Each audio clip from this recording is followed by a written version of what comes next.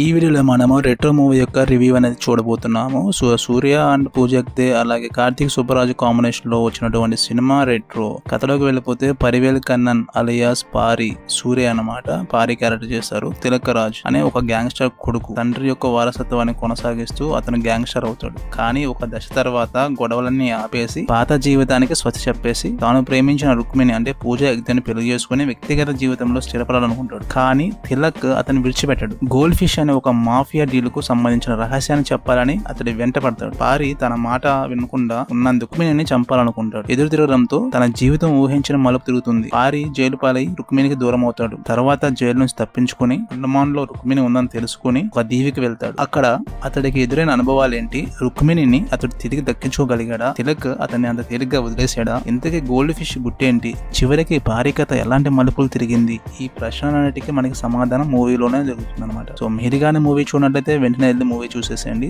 సూర్య గారి యొక్క యాక్టింగ్ గురించి సపరేట్ చెప్పాల్సిన అవసరం లేదు. ఎలివేషన్ గానీ సూర్య గారి యాక్టింగ్ గానీ బాగుంటుంది. మూవీ అనేది ఒక యావరేజ్ ఫిల్మ్ అనమాట. సో ప్రశాంతంగా చూసుకోవచ్చు, నో ఇష్యూ. మరిన్ని వీడియోస్ కోసం మన ఛానల్ ని సబ్స్క్రైబ్ చేసుకోండి.